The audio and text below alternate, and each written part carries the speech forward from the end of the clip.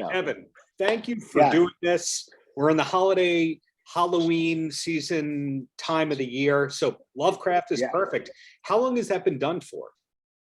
Oh, we are on our 4th album, and let me just actually correct you and say that for us, Spooky Never Sleeps. Halloween is a year-round thing for us. I mean, we start making our album typically in January, and it's literally just it's nonstop now. It's become this 367, 365, 24/7 kind of thing. So we are definitely in the throes of the busy season. But we are on our 4th album that just came out earlier this month called Scream Warriors.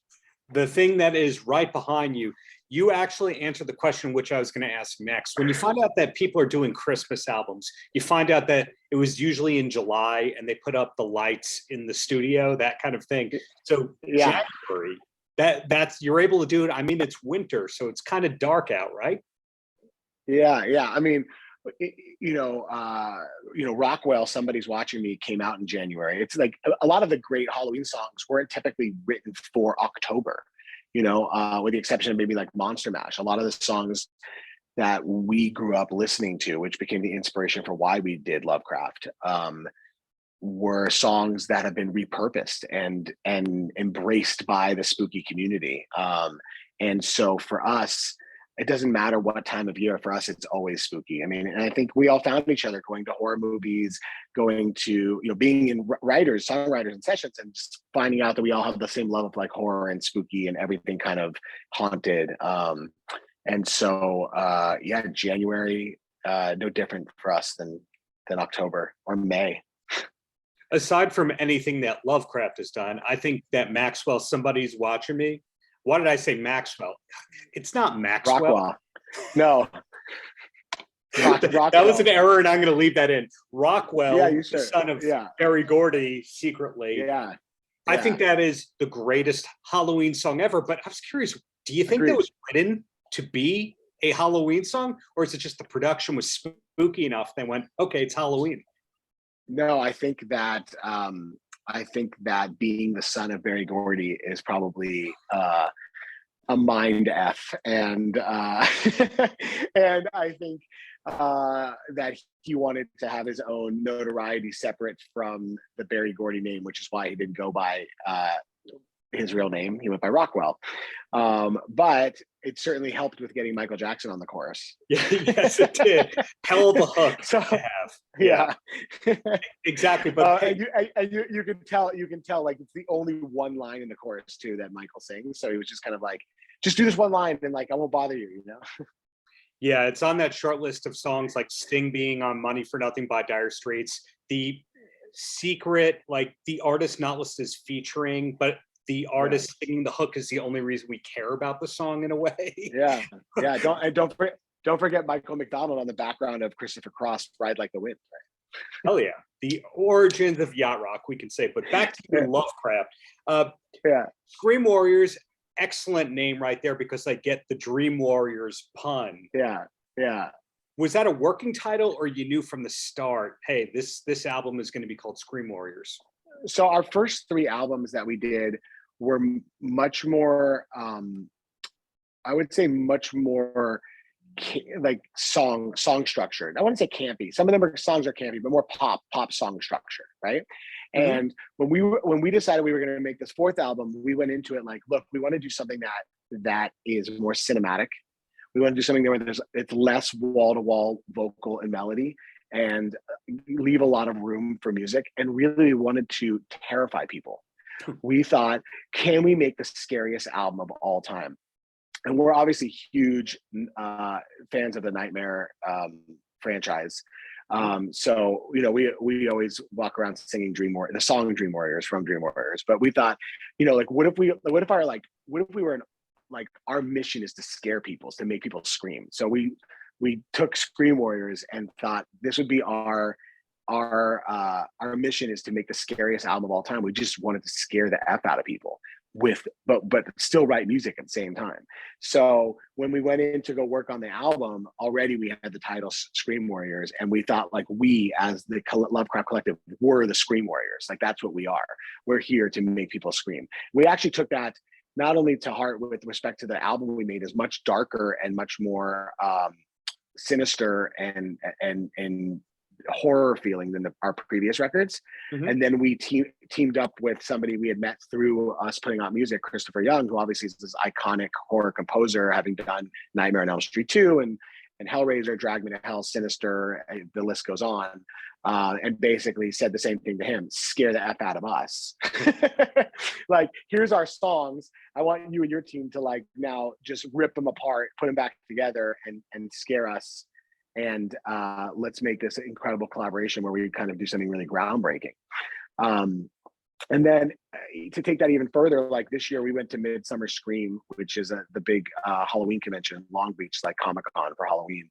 And we built a recording studio on the convention floor where we actually built a scream studio. We had people come by and scream in our studio. And we created a scream library by the community, for the community, which we're giving away for free. Where we're just basically, it's just any fans, anybody on the floor came in and they screamed in our haunted recording studio. So we're really deep on making people scream this year.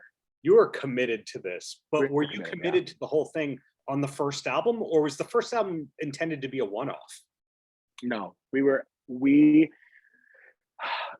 core people of Lovecraft, we all grew up just obsessed with Halloween and loving it. And it's become such a part of our lives and the fabric of our childhood that it's influenced us as hit songwriters in our daily lives. And we decided one day that we were not sick of, because we still love it and appreciate it, but I think we were kind of bummed that we had been listening to the same Halloween songs for the last 4 decades. You know, I mean, we talked about Rockwell, we talk about Thriller, we talk about Ghostbusters, even like, you know, the Ramones or the Specials or Oingo Boingo or Warren Zevon. I mean, they're all 40 years old. And if you go back to like Monster Mash, like 70 years old, right? So when you think about those kind of songs, we thought it's kind of our duty as professional songwriters and Halloween lovers to soundtrack the next generation of Halloween. And so we were like, we're going to make an album every year for the rest of our lives.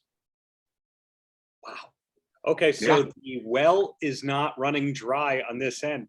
No. In fact, actually, for the first time ever, right now, I'm actually at our studios right now, our Spooky Never Sleep studios, working on Halloween music during the week of Halloween, which we've never done before.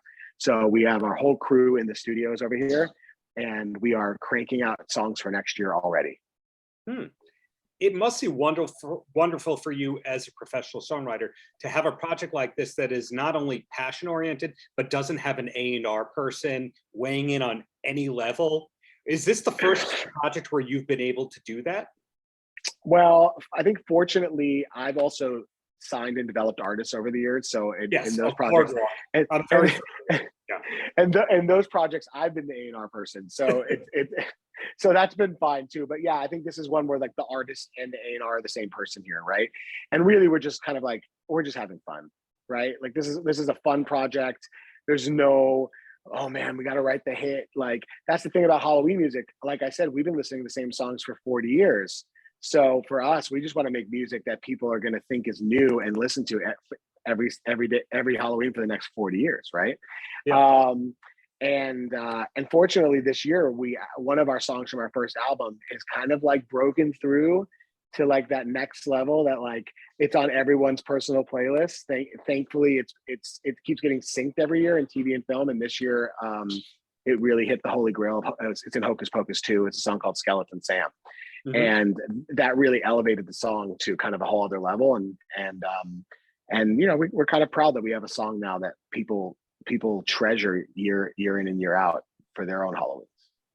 Are you able to work on multiple projects at once, or does really everything go to Lovecraft when it's Lovecraft time?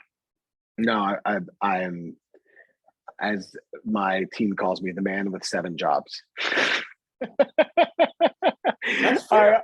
Honestly, I've never known any different. I always have to be creative. I have businesses, I have publishing companies, labels. I do a lot of work with the Recording Academy, with the Grammys, which is like my free full-time job.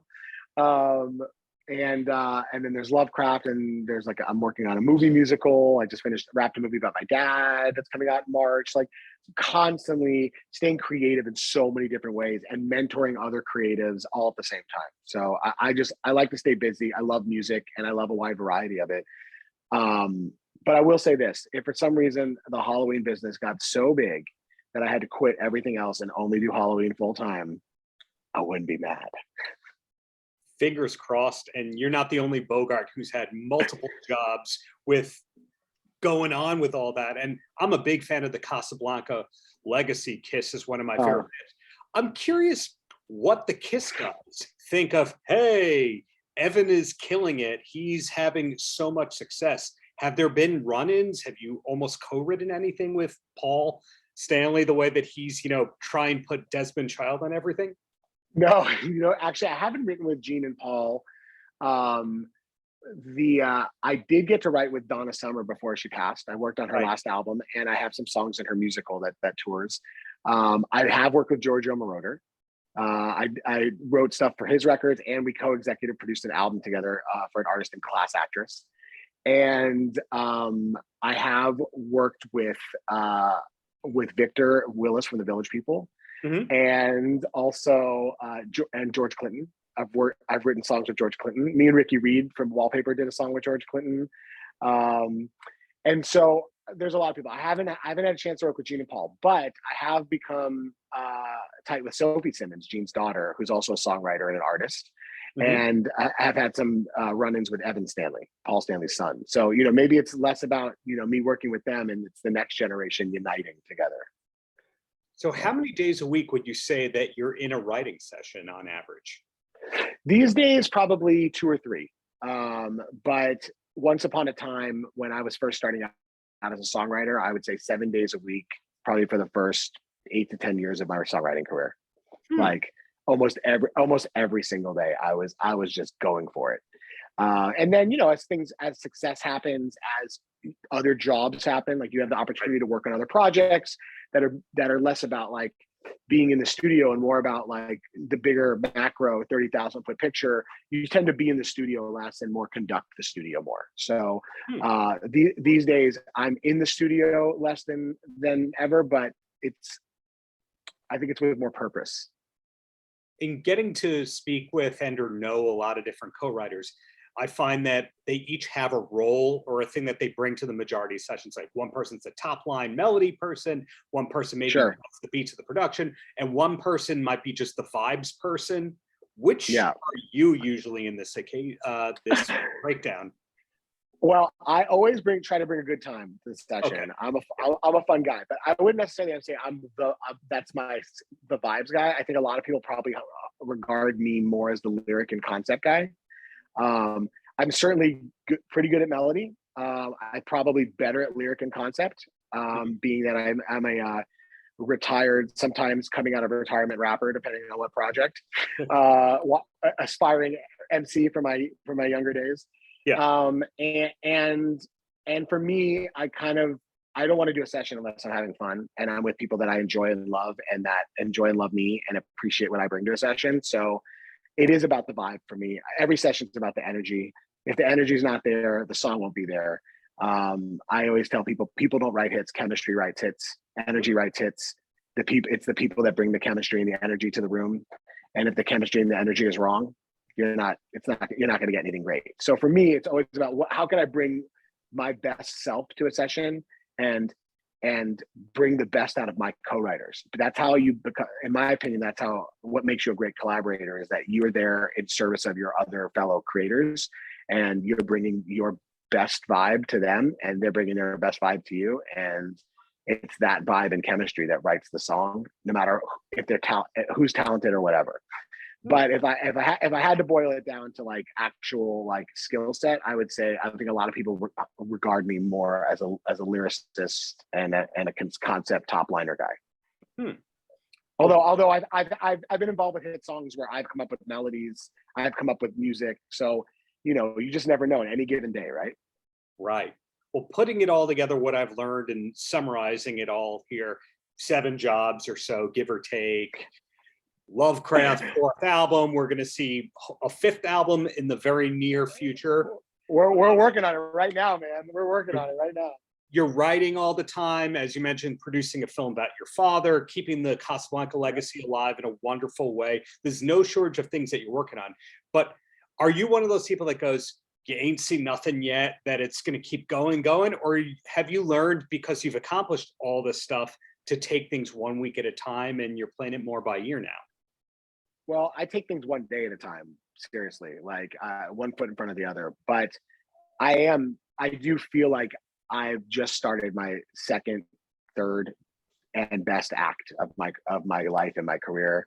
I have a great family. I honestly, like, these are like, I feel like I'm gonna look back on these days and be like, those were the days, like, I love everything I'm doing right now. I'm building a company right now called Seeker, which is kind of the company I've dreamt about building since I was 18 and first starting at Interscope in the mailroom. And it's a publishing and record label with amazing people working there and amazing talented, incredibly talented music creators that I get to mentor and develop and shepherd. And then I get to work on Halloween music with my best friends and work on some movies with my brother and both my brothers. We have a movie coming out about our dad called Spinning Gold in March. And I don't know, like, what else could I ask for? But at the same time, I think I'm just at the beginning of this like renaissance period for me. So I feel really good about it. Down to the last two questions here before I let you go. The first one, sure. You have New York ties, although you're more associated with Los Angeles. Did you Sure. ever spend time here in Long Beach, Long Island, New York? Because you mentioned Long Beach, California earlier. No, I've never been to Long Beach, Long Island, New York, but my mom is from Queens. My dad is from Brooklyn. And I was the first person in my entire family born in Los Angeles. Everyone in my family was born in New York. And so I have New York blood that runs deep within me. I always say I work like a New Yorker and I chill like a Californian. Like when it's time to relax, I sink into a couch. But when it's time to work, I will run circles around you. And so I think best of both coasts, Best of both coasts. The last thing I have for you, one Casablanca question, and then you're free. I was wondering if the myth was true. They always say that Kiss Alive is what saved Casablanca after the Johnny Carson album, which I do have a vinyl record of about 30 feet that way. You're the only after that nearly sunk the label. I didn't know if that is a myth that like people just have said so many times, or that is actually the truth. I think it's a combination of, yes, first of all, the Johnny Carson record did basically sink Casablanca. They say that they ship gold and return platinum. That's always what they say. And honestly, it's true because they gave out so many promotional copies that when they came back, that they were on the hook for all of them, right? So like, but I think it was like this moment of the perfect storm in the sense of like the Love to Love You Baby 16-minute version somehow working, and Kiss, and then capturing Kiss in the way that people wouldn't buy the records, but they would go and see them live. Right. So they figured if they could bring the live experience to record, they might have a shot. So I think it was between this super over gimmick marketing thing of this long orgasmic disco record, this live version of a live band, basically a greatest hits of a band that never had a hit. Yeah. Right. I think my dad was the greatest showman. I mean, literally, I think he was the greatest showman. And I think those are two incredible examples of it. Obviously, Village People, you could just, Parliament, landing the mothership. It all kind of happened at the same time. And it just clicked. And all of a sudden just clicked, right from the edge of the cliff. But